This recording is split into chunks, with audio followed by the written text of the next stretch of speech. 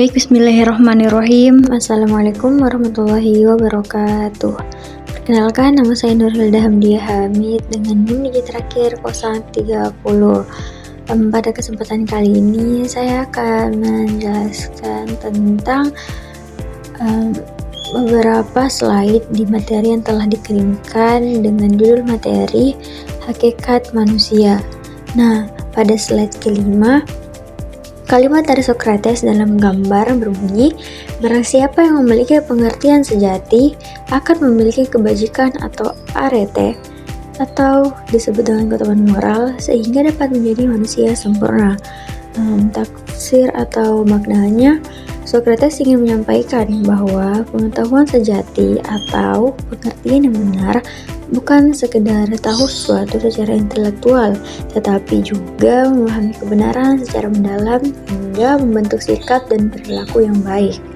Menurutnya, kebajikan atau arete lahir dari pengetahuan yang benar. Artinya, seseorang tidak akan benar-benar berbuat jahat jika ia benar-benar memahami apa itu kebaikan. Maka, pengetahuan dan moralitas tidak bisa dipisahkan. Jadi, maksud dari kalimat itu adalah orang yang sungguh-sungguh memahami kebenaran akan secara alami menjadi orang yang berbudi luhur dan bermoral baik, karena pengetahuan yang benar menuntut pada tindakan yang benar. Dengan begitu, ia akan menjadi manusia yang sempurna, baik dalam pikiran, hati, maupun perbuatan. Nah, kesimpulannya, menurut Socrates, akar dari kebajikan adalah pengetahuan dan kejahatan terjadi karena ketidaktahuan. Maka, untuk menjadi manusia sempurna, seseorang harus mencari pengertian sejati agar hidupnya dipenuhi kebaikan. Selanjutnya, pada slide ke-9.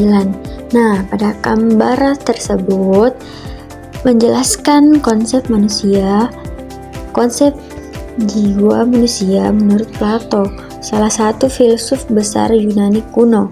Nah, menurut Plato, jiwa manusia terdiri dari 3 bagian utama, yaitu rasio, kehendak, dan nafsu. Yang pertama, rasio atau akal dan pikiran. Bagian ini berfungsi untuk berpikir, mencari kebenaran, dan membedakan yang baik dan buruk. Rasio adalah pengendali utama. Ia seharusnya memimpin 2 bagian jiwa lainnya agar manusia hidup dengan bijak dan seimbang. Selanjutnya, kehendak.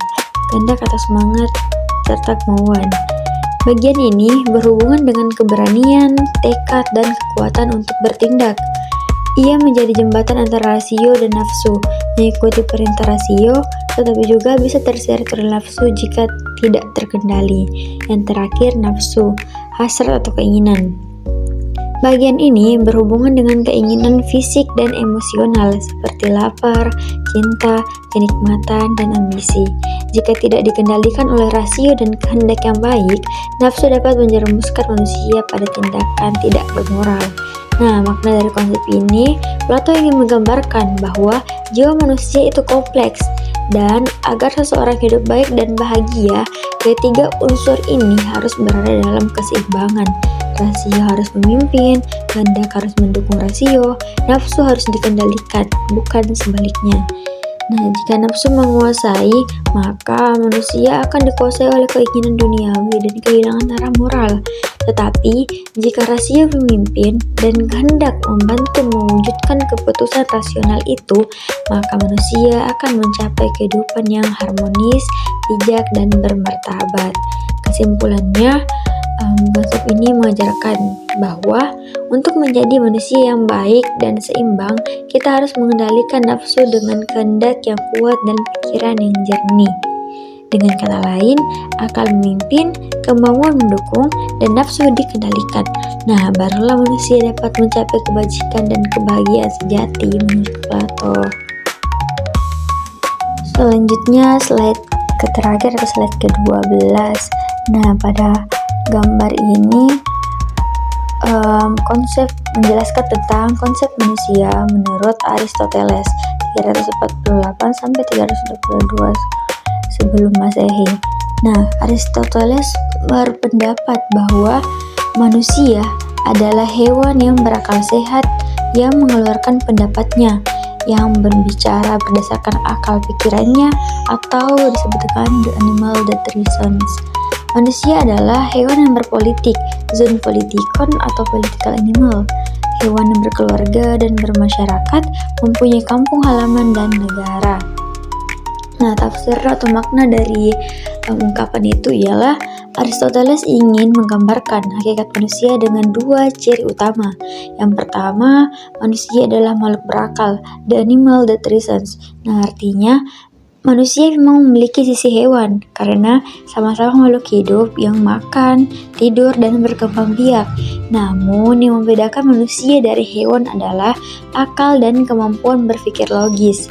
Dengan akal itulah manusia bisa membuat keputusan berdasarkan pertimbangan moral dan pengetahuan, menilai mana yang baik dan benar, berkomunikasi dengan bahasa yang bermakna, bukan sekedar suara naluriah.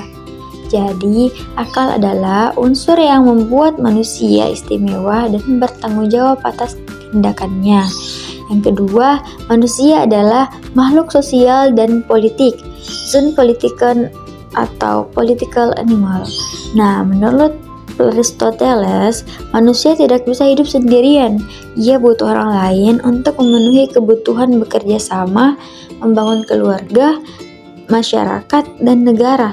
Dengan kata lain, manusia hidup dalam tatanan sosial dan politik. Ia berperan dalam kehidupan bersama. Nah, tujuan akhirnya adalah mencapai kebaikan bersama atau common good. Jadi, berpolitik di sini bukan berarti berpartai, tapi berpartisipasi aktif dalam kehidupan bermasyarakat. Misalnya, bermusyawarah, bekerja sama, dan menjaga keadilan. Nah, terakhir kesimpulan dari kesemuanya adalah menurut Aristoteles, manusia adalah makhluk yang memiliki akal budi untuk berpikir dan berbicara dengan logis, serta hidup bermasyarakat dan bernegara untuk mencapai kebaikan bersama. Atau dengan kata lain, manusia adalah makhluk rasional sekaligus sosial. Ia sempurna bukan karena kekuatannya, tetapi karena kemampuan berpikir dan hidup bersama secara harmonis. Itulah tadi yang dapat saya sampaikan. Lebih dan kurangnya saya mohon maaf. Jika ada kata-kata yang kurang berkenan juga saya mohon maaf. Wabillahi taufiq wal hidayah. Wassalamualaikum warahmatullahi wabarakatuh.